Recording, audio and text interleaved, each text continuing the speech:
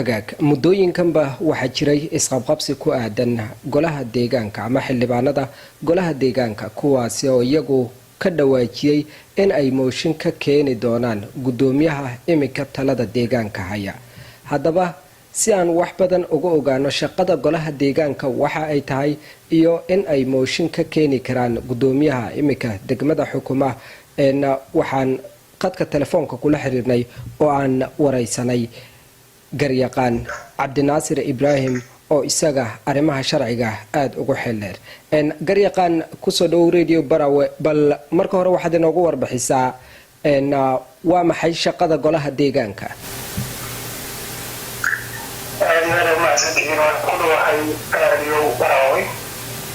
haddaan u gudi karo golaha deegaanka howlaha ay leeyihiin ama shaqooyinkooda waxaa weeye inay soo saaraan hogaamiyaha deegaanka ayna ka keeni karaan shaqadooda waxay tahay xisaabtanka mooshin ka keeni karaan gudoomiyaha gobolka gudoomiyaha degmada ay ka keeni karaan haddii uu maaragtay gudan waayo shaqooyinka loo idmaday. waa gartay. marka golaha deegaanka bal adigu ma isleedahay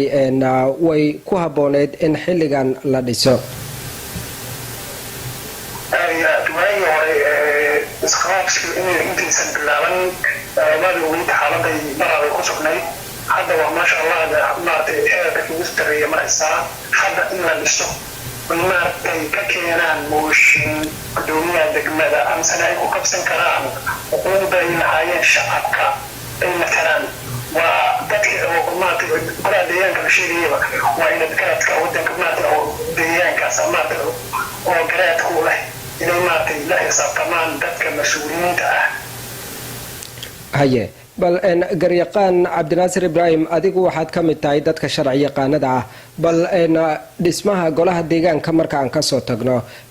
iyagu mooshinka haddii ay ka keeni karaan gudoomiyaha bal maxaa shuruudo ah oo horyaala? wax shuruudo ah oo maaragtay shuruudaha horta waxaa weeye horta golaha deegaanka inay yihiin horta xubno kala kooban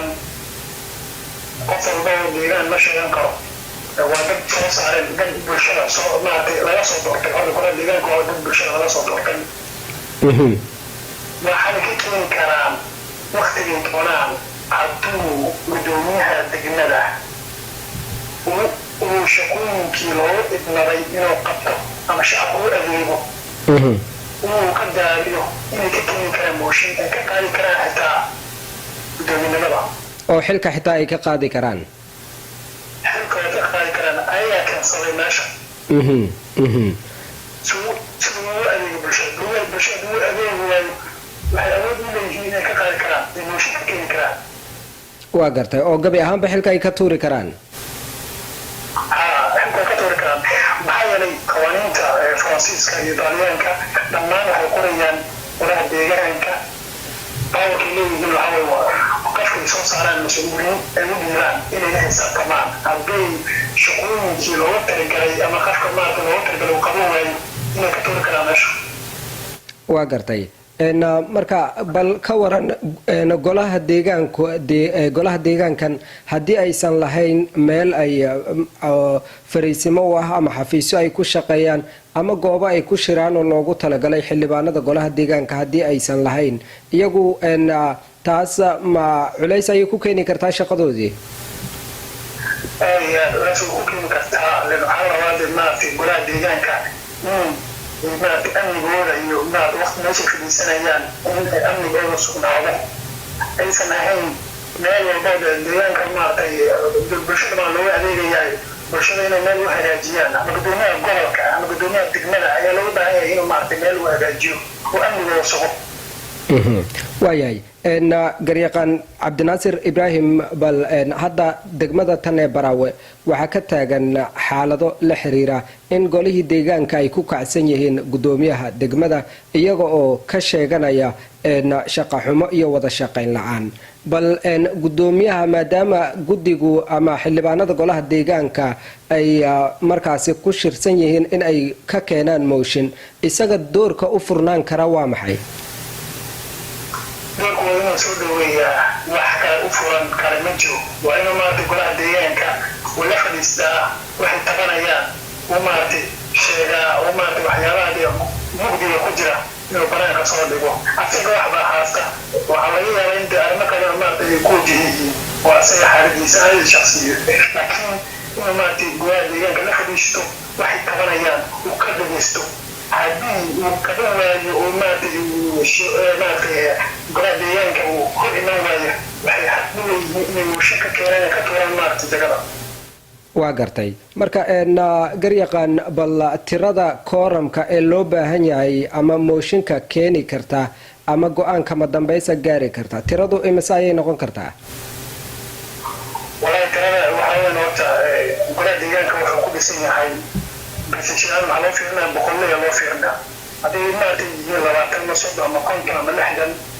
inta ugu badan baa la qaataa mar walbaba tirada ugu badan ayaa la qaataa tirada ugu badan basa la qaataa laakiin mid hadduu kaaga horeeya midkaa ma raacaya mid hadduu kaaga sarreeyo mar walba waxaa la fiiriyaa tirada waa gartay marka tirada mooshinka wada haddii tiradaasu ay noqoto tiro badan ama hal ay kaga sarayaan taas macnaheedu waxay noqon kartaa in gudoomiyaha xilka uu baneeyo waa gartay bal sharci ahaan dhinaca kale sharci ahaan haddii aynu u eegno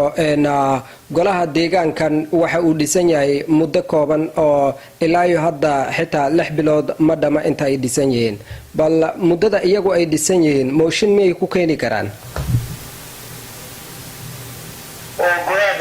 gudoomiyaha degmada ayaa maaragtay goordhow la dhisay mise golaha deegaanka goordhow la dhisay golaha deegaankana goordhow ayaa la dhisay gudoomiyahana waqti sidaa u fog uma dhexaynin doorashadiisi ay dooranayeen golaha deegaanka shaqadooda waa inay qabsadaan mar walba waxa weeye ayaga waxay u shaqaynayaan bulshada kasoo jeedaan bulshada haddii wax loo qaban waayo xaq waxay u leeyihiin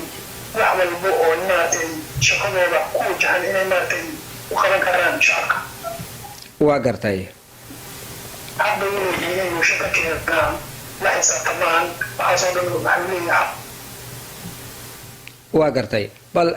garyaqaan cabdinaasir ibraahim aad baan kaaga mahad celinayaa waqtigaaga qaaliga ah waadna ku mahadsan tahay aad iyo aad u mahadsantihiin radio baraawe iyo shacabka ee baraawada mahadsaned hagaagka dhegaystayaal